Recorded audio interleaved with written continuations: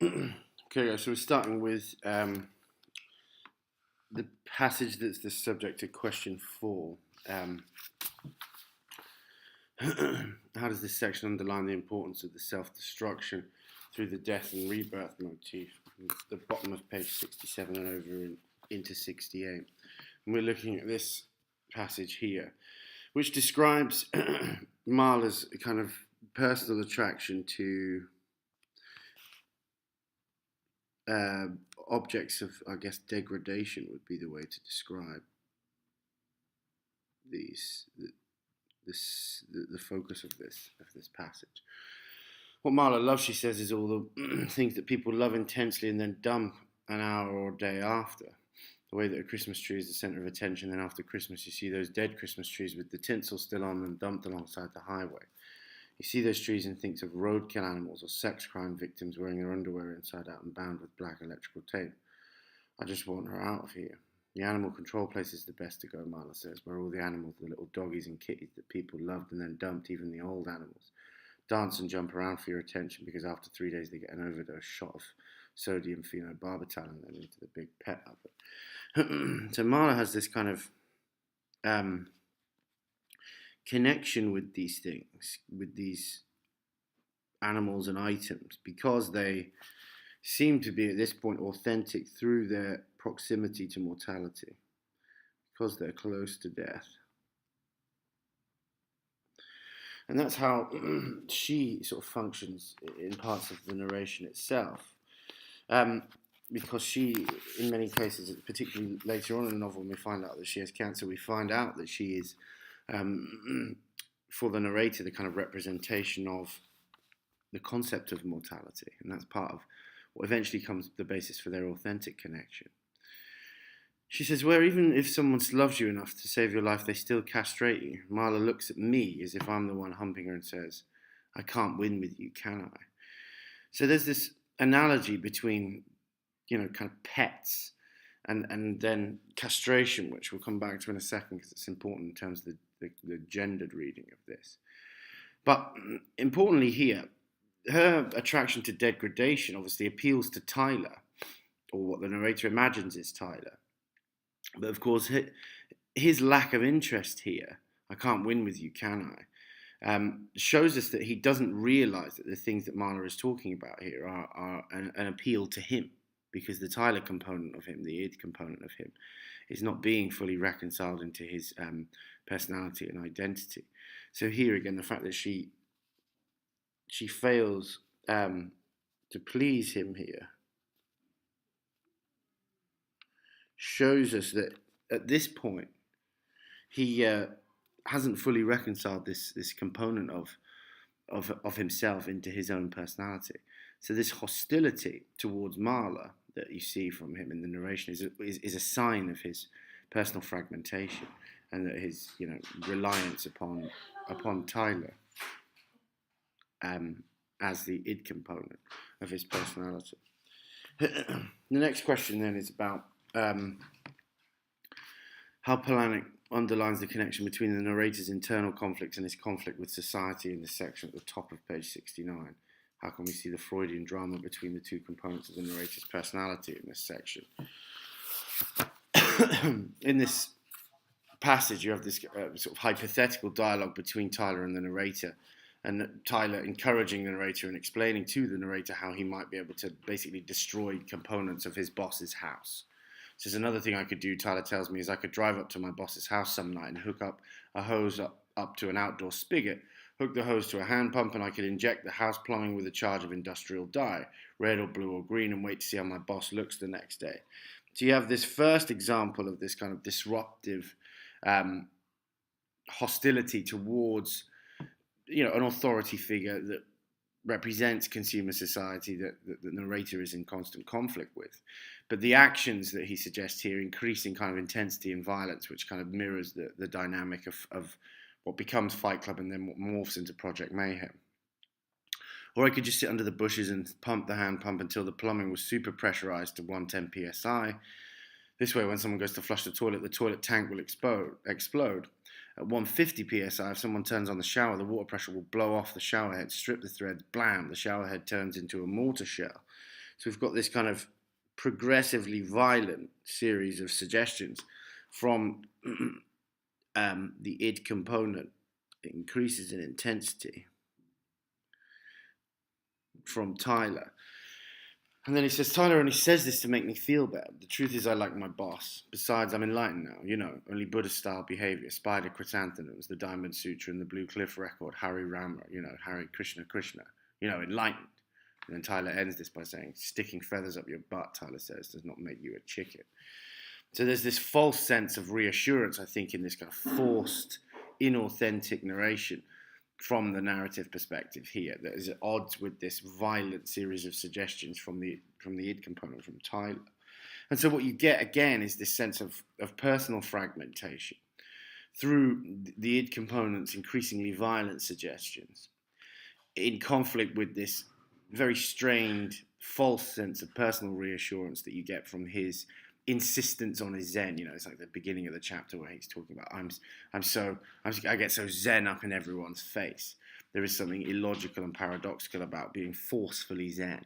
And so you get again this sense of the narrator's internal conflict between these components of his psyche being based on the conflict between his own sense of personal alienation from consumer society that is embodied in his boss's behavior and what his boss represents to him. So his conflict with his boss and what he represents in terms of consumer society finds its way into his, the fragmentation of his psyche, which you see played out here through the contrast between these violent suggestions made by the Tyler component of his psyche and then his kind of weak, false sense of enlightenment. So the next question is question 6. How does the section exploit biblical allusions to warn the reader about the dangers of Tyler? And how does Palahniuk use the soap symbol to underline the narrator's harmful internal conflict? So move on to this soap component, which becomes such an important an important symbol in the rest of the text. And so you have this move in the end of the chapter, the end of chapter 8, towards the lie kiss that Tyler gives the narrator on the back of his hand. But remember, this is all the time it's important to remember that this is self-destruction. And it's the id component of his psyche that is carrying out this self-destruction. And we have this described here. Tyler licks his lips and turns my hands palm down on his thigh and the gummy flannel lap of his bathrobe. So again, when we think about this sort of sense of attraction between Tyler and the narrator, it is obviously that sense of longing for what Tyler represents, the virile, kind of masculine id.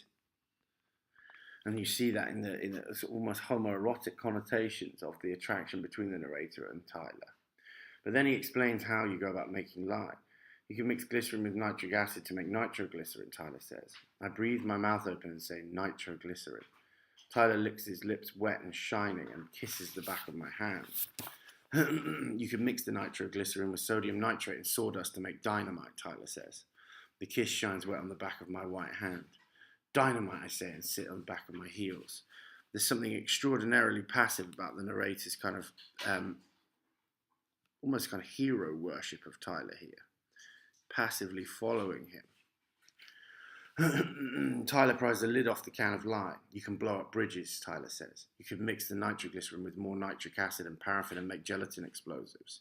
You could blow up a building easy. You can see in the rhetoric that Tyler uses here, there is this sort of effort to persuade the narrator of his own power, of his own kind of efficacy. You can do this. It's giving him a sense of empowerment that's partly through this repetition, which is actually a rhetorical device called anaphora, where he keeps repeating you can, you could at the beginning of all of his statements. And then Tyler tilts the can of lime an inch above the shining wet kiss on the back of my hand.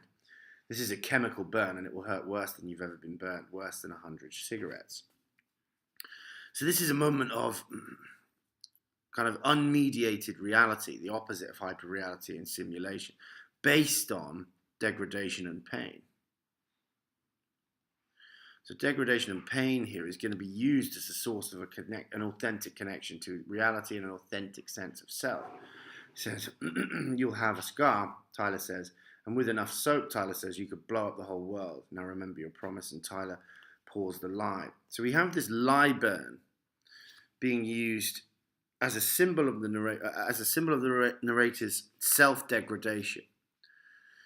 The lye burn is a symbol of this. But that self-degradation is supposed to be the first step on the road to empowerment, that there is a greater connection with reality, and that because of that there is a sense of empowerment. And so we have this connotation then of it being kind of self-sacrificial, which builds into this series of religious allusions that you see here. Because this, I think, is meant to allude to this kind of Judas kiss, that this act of self-degradation is not, in fact, the first step on the way to empowerment, but it's a betrayal. It's simply a betrayal of one form of disempowerment and a transfer of that to another. You know, the disempowerment of consumer society being substituted here, almost symbolically, for the disempowerment of kind of obedience to the patriarchal, virile, domineering, kind of authoritative masculine id that Tyler represents. And so lie then becomes obviously a kind of pun on this, that we've got this connotation of it being a lie, of it being a deception.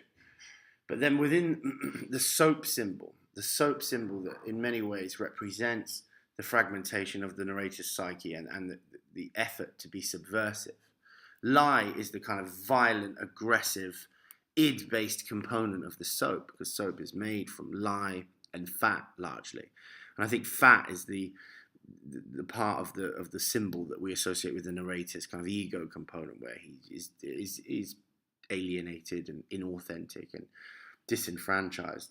And so this symbol is actually made up of two other symbolic components of the psyche. And the lie burn here is both a lie in the sense of it being, you know, inauthentic truth, and there's the great irony of this moment of great inauthenticity. This moment of great authenticity in the logic of Tyler is actually inauthentic because it's based on a verbal lie, that in some way this is empowering for the narrator. And so in this soap symbol that functions as a symbol of the narrator's overall psyche and his efforts to be subversive, the lie component is that aggressive id-based attack on the rest of the psyche. And so this lie kiss here, I think, functions as first of all a suggestion of empowerment through self-degradation, but then also the sense in which that first meaning is actually a betrayal of the psyche itself.